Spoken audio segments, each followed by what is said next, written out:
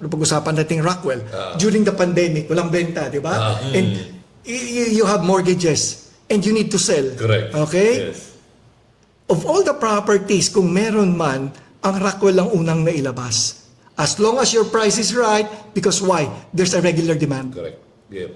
And that helped us. Personally, I'm speaking from personal Personal experience. experience, yeah. That helped us. A Rockwell property helped us during those difficult times.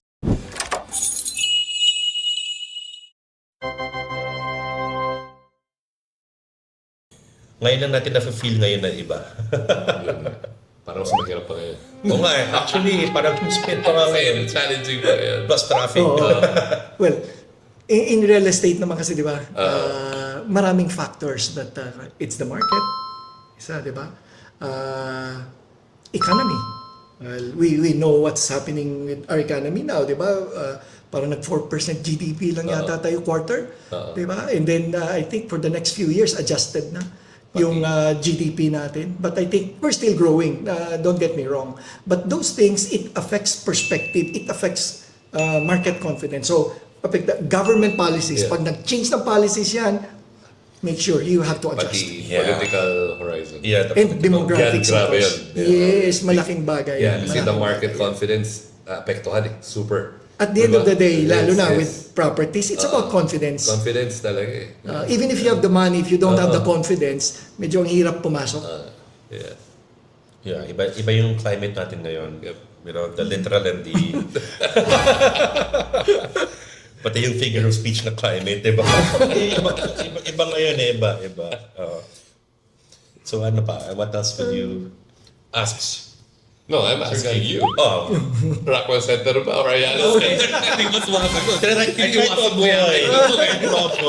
You tried to avoid. Alam mo na rin yung sagot ko siguro. Pero obvious naman yung magiging sagot ko. Hindi na kailangan sabihin. Pero alam na din yung sagot ko. Hindi ako maiba. I love Rockwell, totoo. But I love Ayala Center as well. Bakit? Because doon ako lumaki. Yeah, I was gonna say, we grew up Oriental. We grew up there. Yeah, Di ba? yeah. Ano siya, baka parang it's a home. Okay. Home na rin sa amin, ang Ayala Center. So yun. Yung quad pa. Quad. Quad pa. Yeah. Bro, Park Square, gano'n, di ba? That. Yan. But if you look at them, if you look at the Ayala Center now, it's modernized. It's nice. Oh yeah, It's also it has nice. changed. It has Oo, changed a it's lot. changed. No, from It like is. 20, 30 years ago. Iba na. Si Tran, okay pa rin eh. Di ba? Si The Residence at Greenbelt. Greenbelt. Ay, Oo. sustainable naman yung price nung development. Sabay lang sila ng Rockwell, but I would say that Rockwell is like at least 100,000 more expensive, Oh, yeah. in the secondary Yeah. market. Oh wow, Yeah, okay. yeah. That's At significant. least, lot. That is significant, yeah. we sold a property recently, and yun nga eh, yun yung mga factors that why is this development wala sa CBD pero ba't ang presyo niya mataas? Do you think yung the redevelopment ng Greenbelt 1 will help? I think it will. I believe so. I believe so. Yeah. You know, any new development na nakakatulong. I mean, Ayala has control of that area. It will definitely drive property prices up. Yung sa free mga surroundings. No? Although nami-miss ko din ng Greenbelt 1, it's always a nostalgic thing. Yeah. Whenever I went to Yeah. also Greenbelt 1 before.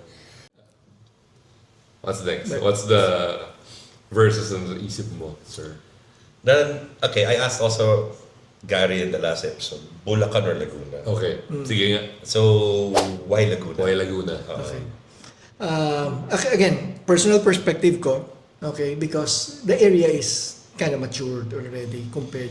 Kung very speculative ka, go for Bulacan as long as you know kung anong infrastructure, anong future developments, because you will probably get the highest gain in terms of capital appreciation. But if you're an investor na medyo conservative and you want a traction, di ba? In investment, importante Medyo naman safe. na may traction. Yeah, na medyo medyo safe safe. ka, Dun ka hindi na. talaga capital appreciation lang ang habol mo, but you want some movement, you can get rent. Ako, personally, mas yun yung strategy na pipiliin ko. That's why I chose Laguna, because established na. Laguna. Oh, Ayala Center yun. Oh, yeah. yun. Maybe ba Bulacan is more of parang, for me, parang sa utak ko is industrial area siya eh. Yeah. Mostly Parang feeling ko nag-move lang yan dahil sa airport eh. Yeah. Feeling ko lang. Yan, Yeah. people will be Feeling ko lang. speculating, di ba? It yeah. remains to be seen. Remains to be seen, correct. In the future, that's why importante, di ba? Iisipin mo parati, papasok ako rito, anong exit ko? Di ba? Kasi hindi mo alam kung if there would be the demand. Madaling pumasok, hindi mo alam if there's that demand that allows you to exit the investment. Yun pa. I mean, titingnan mo ngayon kung if those infrastructure as planned, matutuloy. Kasi Tama. things could change, di ba? Correct. Hindi tayo katulad ng Singapore na kapag pinlano nila talaga Yun na yun. more or less More or less mapanghahawakan mo. Oo. So that's why there's always that risk, di ba? Anong principle in investment according to Warren Buffett, di ba? When you invest, di ba, you should know and then make sure that you don't lose money. Yun nga. Yes. And then rule number 2 niya, remember, rule number 1, na dapat di ka malugi. Okay. Okay. Oh. In the morning, sige, not in the morning. Any time of the day. Coffee or regular Coke? Coffee. Ako din bro, coffee din eh. Coffee ba? Ang safe na mga sagot niyo. Pero kung Coke Zero yan, ma-consider ko pa. Pero pag mag-regular ko din. In the middle of the day siguro yun. Masarap ang Coke. So parang breakfast coffee. Mahirap yun. Sige. Black coffee. Oh, yes. Same. Same. Yeah. Interesting. No, I am at a loss of what to ask. Because that's an interesting, that's an interesting. Favorite, favorite client? Favorite type of client? Medyo mahirap, no? Marami naman ka na kliyente, but I like working with clients that are upfront. Okay. They're forthright. Because, di ba last time sinabi, we're problem solvers. Yeah. Okay? So how can you give a solution when you don't understand what's going on Correct. with the client? And I can't blame clients because many of them are taken advantage. If they reveal yung motivation, some brokers, hindi naman natin maiwasan, many are unethical, they'll take advantage instead of helping. That's why it takes two to tango. Kailangan talagang team sila. I want to work with clients that are forthright, they're honest, and then they trust you completely because I'll give my best as well to deploy the resources to help them solve their problems or sell a property. Ako, easy. Sige. Early bird or night owl? Early bird. Ngayon ang Easy, no? Easy yun. Kasi halos lahat naman tayo. Pero I have encountered brokers and clients especially, kung saan sa tripping gabi pa rin. Ayos. May ganun. Talaga. Meron. Siguro Na-encounter na ako. naka-experience ako. 20 years, maybe one or two Dito sa townhouses namin, meron gabi. Kasi doon lang sila available. available. Yes. Or minsan yung nga, weekend even. Oo. Kaya yung Sunday 8 a.m. may client. Pero kailangan, no? You gotta do it. But if I share, no? Yeah, sure. Showing. Well, siguro it's really by God's grace. Thank you. Because when I made that commitment years ago, na Lord, baka pwedeng hindi na ako magtrabaho no Sunday. O, kagandahan, nung nakapasok ako in that Rockwell community, no, because that has been my market area, thank God. Ang work ko Monday to Friday, sometimes may Saturday. Because I made that commitment na talagang prayer ko talaga. Prayer lang, yeah. And I had to, it's a blessing for me, because may free time ako on a Sunday. Before you wrap up our episode, last question ko kay Gary, mukhang alam ko na rin yung sagot ko. Pero tatanungin ko pa rin. For the benefit of our For the benefit of our viewers, no? Yeah. Especially for the brokers din ito. Boutique brokerage or solo brokerage? Solo broker. Solo broker. To make more, for income. Yeah. Alam mo naman yun, di ba? Okay. Sige. Boutique, of course. Solo. No man is an island.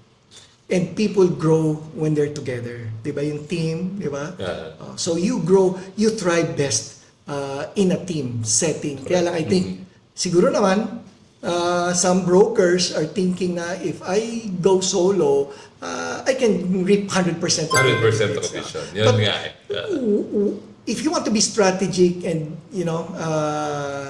serious about growing a business, you will have a better chance of succeeding in a community, in a boutique brokerage. Well, there are different types of boutique brokerages. You have Yes. organizations, you have companies like Remax. Yeah. Diba? Yes. So it's just, ano yung kaya mong, ano yung gusto mong crowd, Yeah. I guess, Yeah. who you want to work Who you with. want to work with? Yeah. Your real But- estate family. Yeah. Yeah. Again, if I may add, usually what people would miss is the mentorship, the mentoring. But that's the Although most yes, important part. tayo nasa Yes, Citereb tayo, pinaka-importante, di ba? Yeah, I salute Citereb that we're able to, grow the organization. Common yung interest, di ba? Correct. It's a group, but may not behave as a team because the way I look at team, they have a common goal. Yes. So tayo sa Remax Capital, may goal tayo. So from our leader, cascaded Cascade down yes. to the different teams, you know that you're going to hit a goal. But it's not present in any organization. So that's where a group and a team really differs a lot. Common lang yung interest. Let's work together. Let's network. Okay, but we don't really have a common goal to achieve Yes. on a yearly basis. I recall yung mga ice natin, no, di ba? When we were just like, integrity, commerce, and education. Education. See, Yeah. learning skill. Mentorship talaga. Mentorship, yes. Thank you again. I hope na-redeem ko yung first episode, yung mga mali ko. Walang mali. So yeah, thank you for joining us today. Don't forget to subscribe to our YouTube, Instagram, and Spotify accounts. So until the next time, bye-bye. Thank you.